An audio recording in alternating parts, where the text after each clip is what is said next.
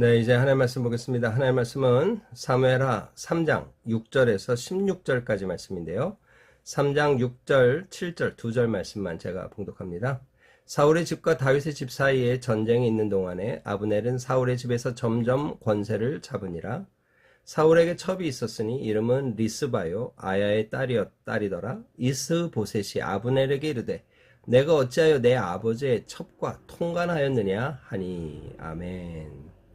예, 우리는 어제 다윗이 너무 쉽게 결혼했고 그 쉬운 결혼을 통해 그는 그의 평생 그 쉬운 결혼을 통해 얻은 아들들로 인해 고통을 당했다. 오늘 그런 이야기를 살폈습니다. 그래서 오늘 우리의 삶의 자리에서 당면한 여러 상황 속에서 바른 결정을 하며 하나님의 뜻대로 살아가는 것을 선택하자 하면서 어제 우리가 함께 교훈을 나눴는데요.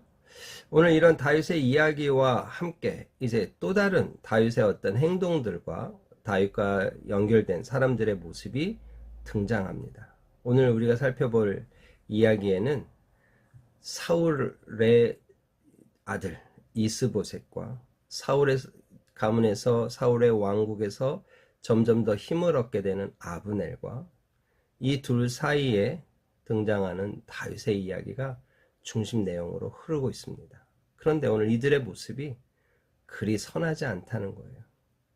오늘 이들의 세 명의 삶의 자리를 좀 더 깊게 살펴보면서 주님이 주시는 교훈을 나누고자 합니다. 여러분 6절 다시 살펴볼까요? 사울의 집과 다윗의 집 사이에 전쟁이 계속 있습니다.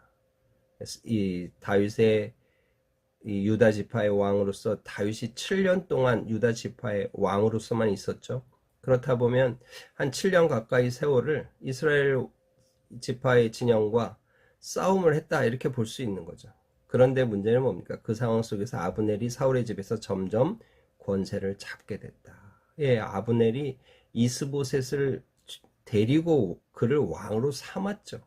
그러니까 지금 벌써 아브넬이 지금 권력의 핵심이 돼서 이스라엘을 좌지우지하고 있는데 그럼에도 불구하고 점점 더 세력이 커졌다. 지금 그 얘기를 하고 있는 거죠. 그런데 사울에게 첩이 있었습니다. 리스바라고 하는 사울의 첩인데 아야의 딸이었어요. 그런데 이 아브넬이 이 리스바라고 하는 사울의 첩과 통간을 하게 된 거예요. 여러분 왜 통간을 했을까요? 예, 여기에 뭐 우리가 상상할 수 있죠. 한 나라의 왕의 첩과 처와 통간을 했을 때 예, 그 왕을 대신해서 내가 왕이 되겠다. 뭐 이런 메시지가 있는 거죠. 그렇기 때문에 여기에 지금 아브넬은 지금 사울 왕국, 사울의 왕가에 대한 도전을 했다 이렇게 볼 수도 있어요. 그래서 이스보셋이 들고 일어난 겁니다. 왜 아버지의 첩과 통관했냐? 나름 힘있게 한번 도전해 본 거죠. 그랬더니 아브넬이 이스보셋의 말에 심히 분노합니다. 그러면서 내가 유다의 계머리냐? 이렇게 얘기하고 있어요.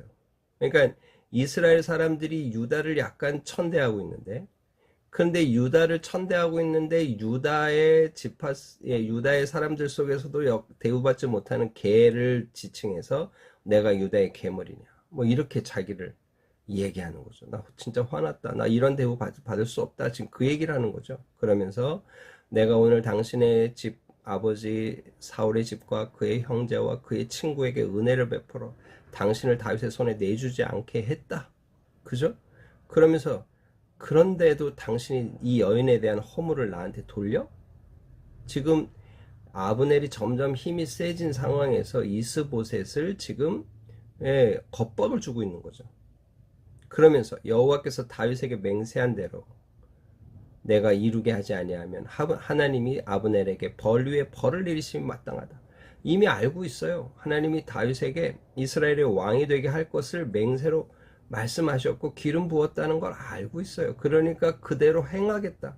그렇게 하지 않으면 여호와께서 내 머리 위에 벌을 내려도 나 괜찮다. 이 얘기는 뭐예요? 맹세로 지금 이스라엘의 이 모든 권세를 다윗에게 넘기겠다고 지금 자기가 선포하고 있는 거죠. 그러면서 그 맹세는 곧 이 나라를 사울의 집에서 다윗에게 옮겨서 그의 왕위를 단에서 부엘세바까지 이스라엘과 유다에 세우리라 하신 것이니라. 아주 설명을 제대로 하고 있는 거죠. 통일 왕국, 사울이 다스렸던 지역을 그대로 다윗이 다스리게 하겠다. 단에서부터 부엘세바까지, 북쪽 단에서 남쪽 부엘세바까지 전 지역을 다윗의 왕국으로 삼게 하겠다 하고 자기가 좀 선포하는 거예요. 그게 하나님의 맹세였다 얘기하는 거죠.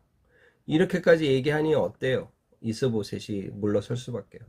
아브넬을 두려워하여 감히 한마디도 대답하지 못하게 되는 겁니다.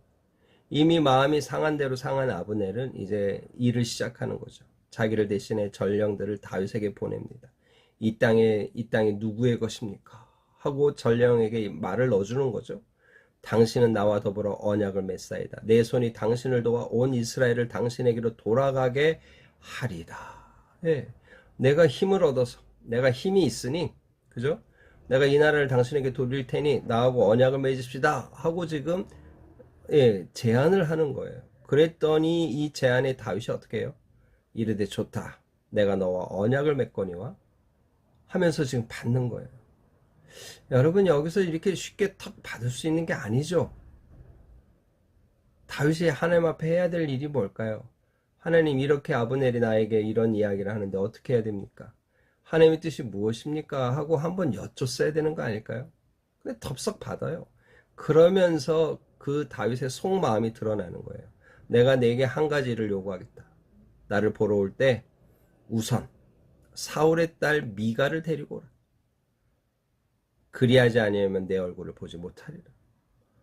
자기가 처음에 결혼했던 미갈을 데려오라는 거예요. 사울 왕의 칼을 피해 도망치다 보니 미갈과 어쩔 수 없이 헤어지게 되고 뭐 이 상황이 됐는데 나는 미갈을 다시 내 아내로 받아들여야 되겠다. 이렇게 얘기하는 거예요. 맞는 말이기도 하지만 좀 어려운 말이기도 하죠. 예. 근데 아주 강하게 얘기하는 거예요. 데려오지 않으면 내 얼굴 못 본다. 이렇게 얘기하는 거예요. 그래서 다윗이 거기서 아브넬에게 이렇게 말한 것뿐만 아니라 다윗이 이제 이스보셋에게 또 전령을 보냅니다. 그리고 뭐라 그래요? 내처 미가를 내게로 돌리라. 그는 내가 전에 블레셋 사람의 포피 100개로 나와 정원한 자니라. 내가 사울이 지적한 대로 포피 100개 가져오면 내가 미갈과 결혼하게 하겠다 했던 그대로 내가 100개가 아니라 200개를 사울에게 주고 내가 결혼한 거 아니냐. 나는 미갈을 요구할 수 있다. 이렇게 이제 얘기하는 거죠. 데려와라. 여러분, 이거는 지금 다윗이 좀 힘이 세니까 이스보셋을 겁박하는 거나 똑같죠. 예, 지금 이런 상황입니다. 그랬더니 이스보셋이 어떻게 합니까? 그의 남편 사람을 보내 지금 이 미갈이 결혼했어요. 그래서 그의 남편 라이스의 아들 발데엘에게서 그를 빼앗아 오는 거예요. 이미 결혼해서 잘 살고 있는데 지금 이 남편에게서 아내를 뺏어오는 겁니다.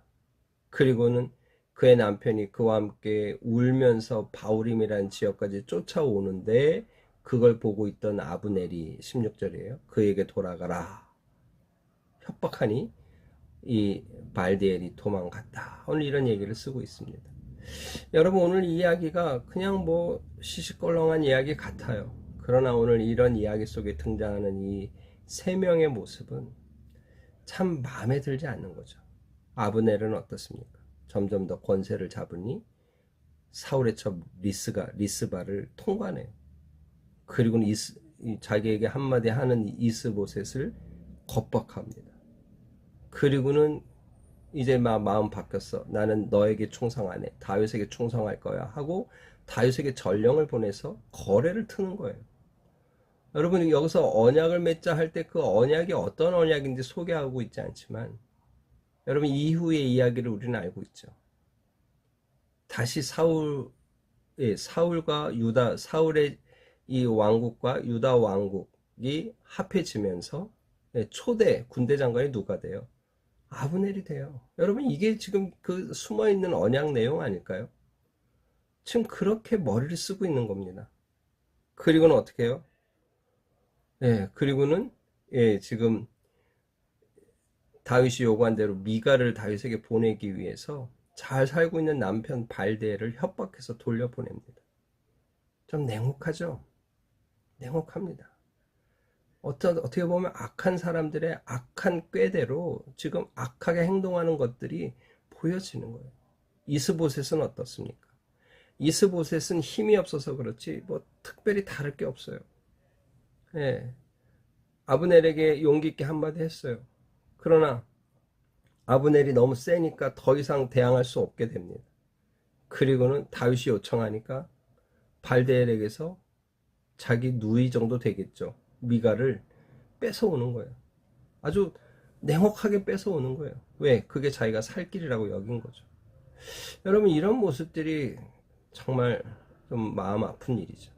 목사님, 정치는 다 그런 겁니다. 우리가 이렇게 얘기할 수 있어요. 그러나 여러분, 이게 그냥 정치라는 말로 말할 수 있는 것이 아니죠. 왜요? 이스라엘은 하나님의 통치가 살아 움직이는 하나님의 왕국이잖아요. 근데 하나님에 대한 두려움이 없는 거예요. 그런데 오늘 이런 모습이 다윗에게도 보인다는 거예요. 아브넬이 아주 정말 예상치 못한 좋은 제안을 가지고 오니까 하나님께 여쭙지 않아요. 그냥 자기가 마음에 있는 말을 툭 던져버립니다. 미갈 데려오지 않으면 내 얼굴 못 본다. 왜요? 사울의 딸 미갈을 자기가 취함으로 정치적 계산을 또 하는 거죠. 예, 앞선 왕의 사위로서 내가 이스라엘의 전체 왕이 될 자격이 있다. 뭐 이런 맥락을 지금 담아내려고 하는 것 아니겠어요?